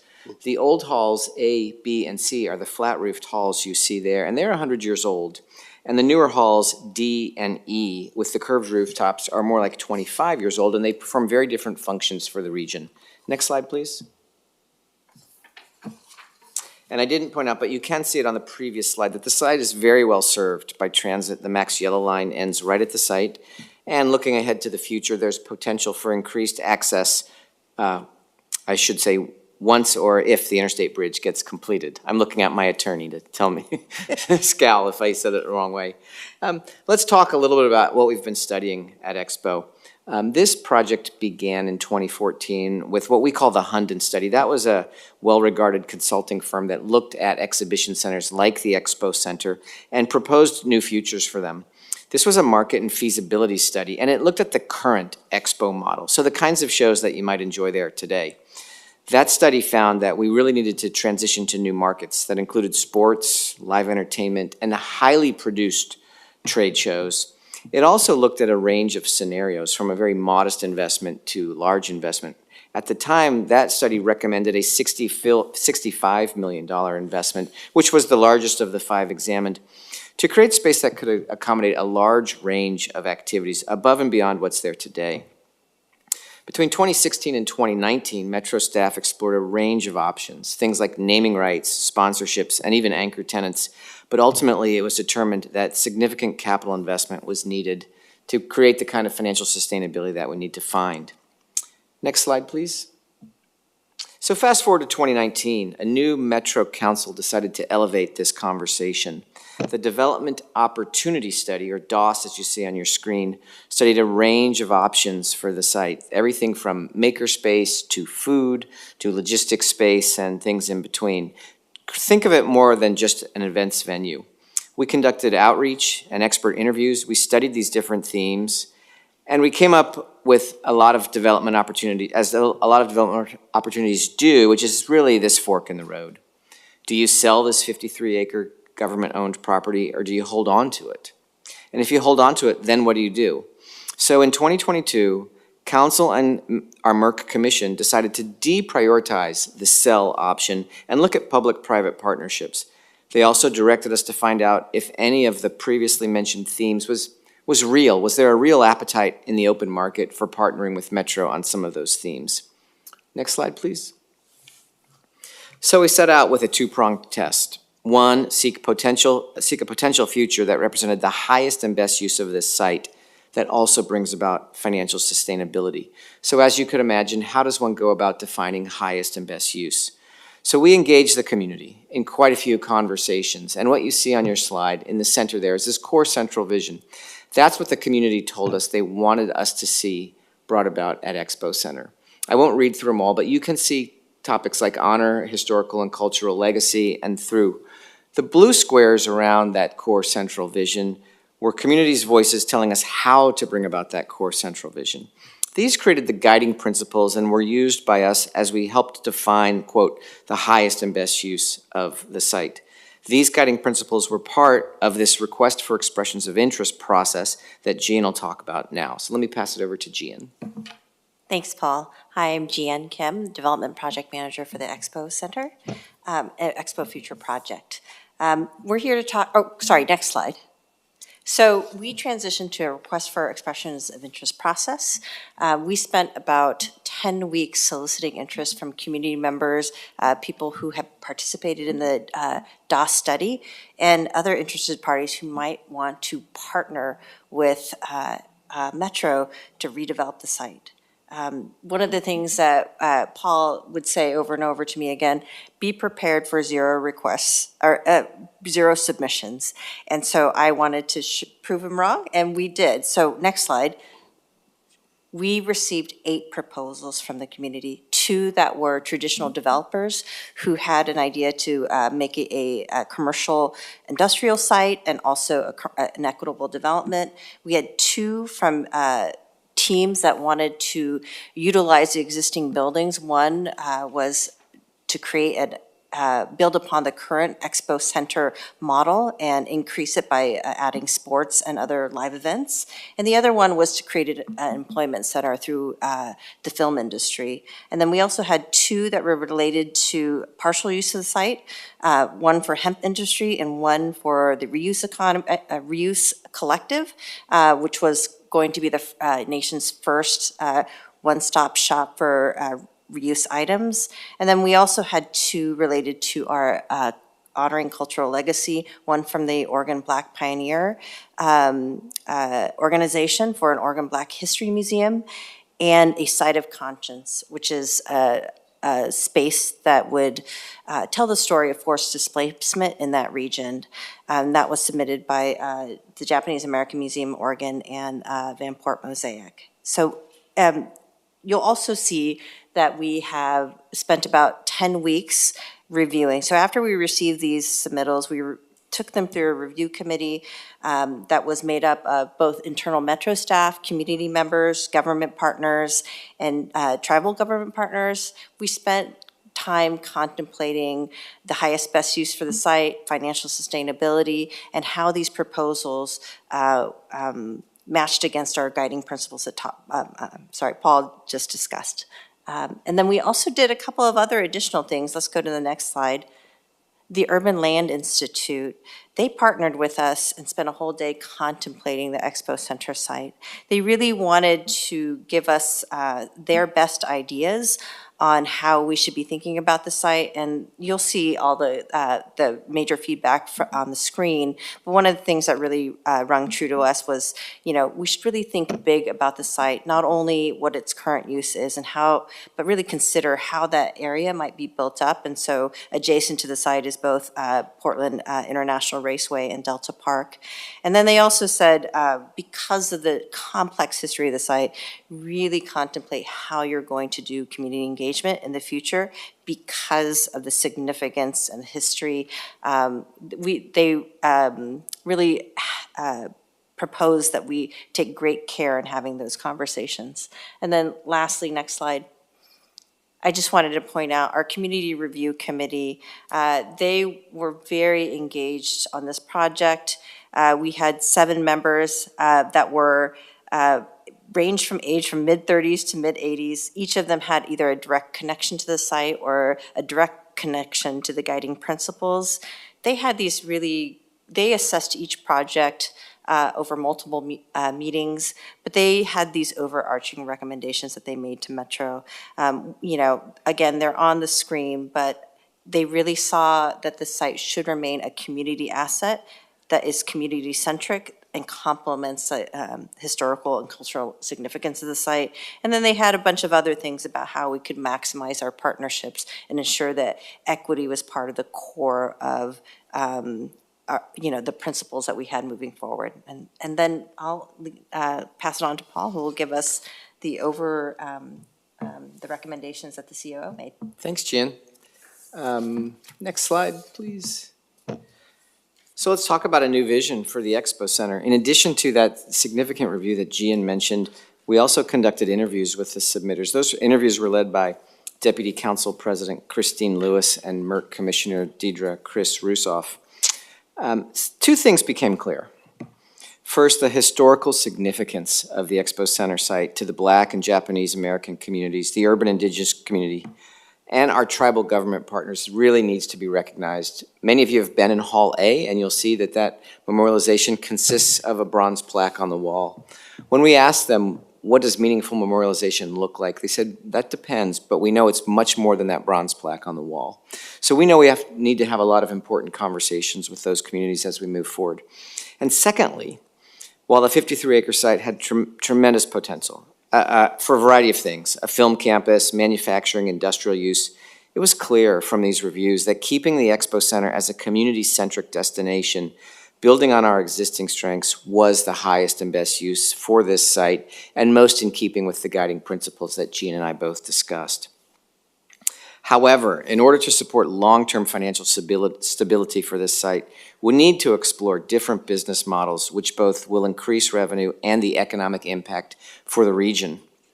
We took a look at history and the surrounding areas, and we found this document that's on your screen. That's from a 1962 bid for the 1968 Olympics, which ultimately were awarded to Mexico City. But they show tremendous civic pride, and they also show a lot of things that are in place now, like Delta Park, like PIR, and things that could be bookends for a future sports-centric facility that is modern and draws on sports tourism that is a burgeoning economy. By keeping Expo as a destination for our region's residents, well, now and beyond, we'll make a space not only to remember our past and how we got here, but we'll also redesign the site to focus on what makes not just Portland, but Oregon so great. Next slide, please. So why sports? I talked about the infrastructure that already exists. We also believe that investing in a sports-centric venue can bring about financial sustainability and increased economic impact to our region. Sport Oregon, many of you are familiar with, has conveyed that sports tourism is one of the largest sectors of the tourism industry.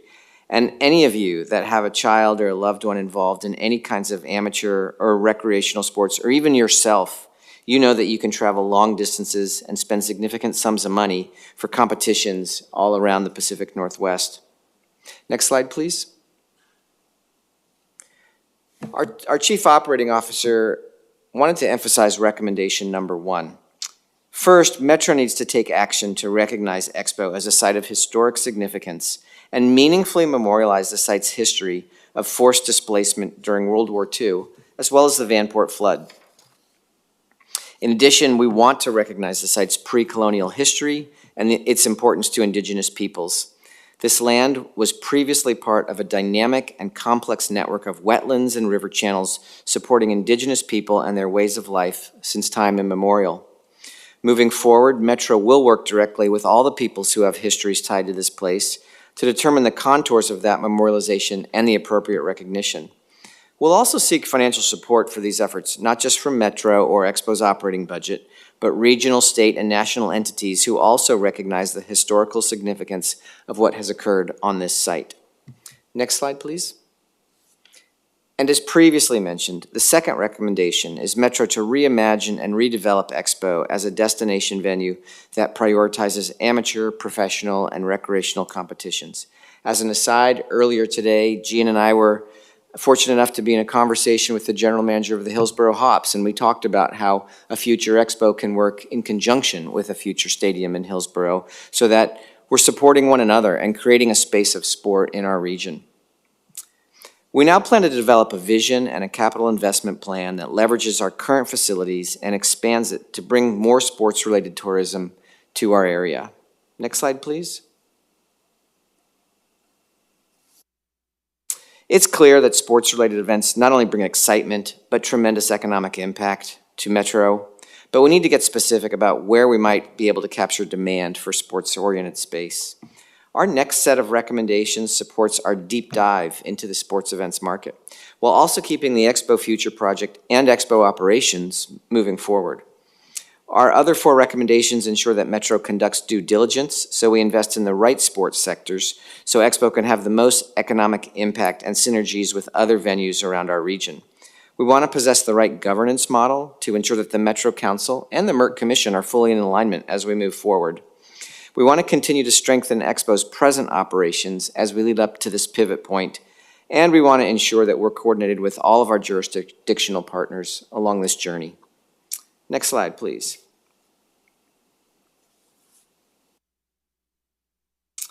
So some immediate next steps. First, we're looking at the 2 overarching recommendations as 2 separate but very related projects. If we do them right, one will support the other. Meaningfully memorializing the site's history is incredibly complex. We want to partner with community members to begin those conversations in an intentional relationship-building way. Recommendation number 2, from a business standpoint, is more straightforward. Between now and Q1 of next year, we'll be working with a consultant or consultants to conduct an independent market and feasibility study and a capital needs assessment so we can determine how to best pivot towards this new vision. In addition to this, we'll be revisiting the project's community-driven guiding principles that I shared with you earlier and determining how this new vision will align with those values. And lastly, we're looking at our current operations and determining what we can put into place now as we make this pivot in the future. Thanks for your time. Gian and I are happy to take any questions you have for us. Great. Thank you, Paul. Thank you, Gian. Any question, and this is inspiring and encouraging. Any questions? Councilor Martin. Yeah, thank you so much for the presentation. I'm excited to hear the partnership with the Hops, talking with that, our new professional sports venue over here on the east side for the Hillsborough Hops is going to be a good addition to our community. So how do you see those 2, your plans for the Expo Center and the Hops, the new Hops Stadium aligning? I'm just curious to get a little bit more detail on that. Yeah, that's a fantastic question. First of all, we wanted to make sure that we weren't in any way viewed as detracting or competing with what they're working on in Hillsborough. Secondly, when we discussed this with their GM, their thought was anything that helps brand and market our region as open to sports, friendly to sports, and an exciting place to do sports is a bonus. So we believe we're focused primarily on indoor sports, everything from volleyball to cornhole to competitive cheer. And they're focused primarily on baseball, as well as potential live music and other events that could happen out there. All of it is well connected by light rail, and we could make sure that we cross-market or just ensure that the rest of the world knows that we're here. Great question. Councilor Hassan, thank you. Thank you. Thanks for this presentation. Super excited to see what's going to happen with this lovely space. Just kind of a comment that I wanted to throw out there. I think sports is huge. It brings people together, but I think sports can also be super inaccessible. And so just something to think about as you're imagining what that means. I think there are folks who have access to some sports and not. And so I was thinking a little bit about what you were talking about honoring the history and trying to match those things. So just something that came top of mind to me is how sports are accessible to different communities and ways that we can think about that. So wanted to share that comment. Thanks. If it's okay, I want to thank you for that comment. During the initial development opportunity study, before we went for outside requests for expression of interest, we found that to be the case as well. And particularly travel sports and competitive sports can be very inaccessible. And so the community voices said, if we do sports out there, we have to figure this out. If it's not a place where they can see themselves, where they can visit, then we've failed. So thank you. I appreciate you pushing us on that. Great question. Great comments. Councilor Martin, did you have another comment or remark? I did have another comment. Thank you. And I apologize if I'm taking too much space, but I was curious about the resiliency of the site, just recognizing it's next to a river, the floodplain. We know that the levee is in very poor quality right now. And while the Urban Flood Safety Water Quality District is working on improving that, kind of how are you incorporating resiliency and sustainability into this? Well, I think there's 2 different dimensions. On the sustainability side, Metro's sustainability policies, our green building policies, and everything associated with that would certainly apply to anything new that we build or we renovate out there. I think council would expect that of us as project managers.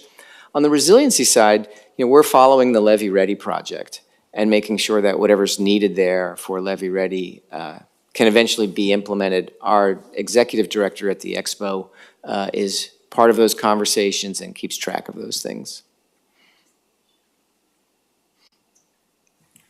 Great.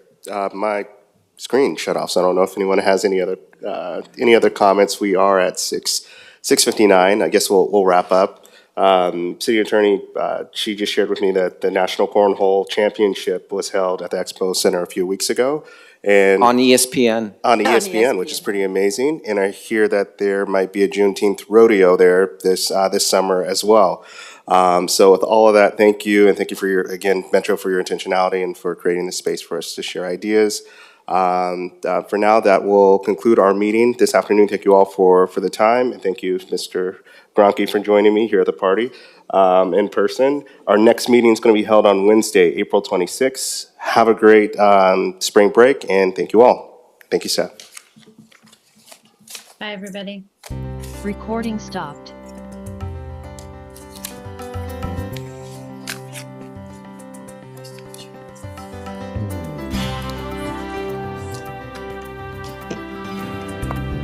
Yeah, you landed.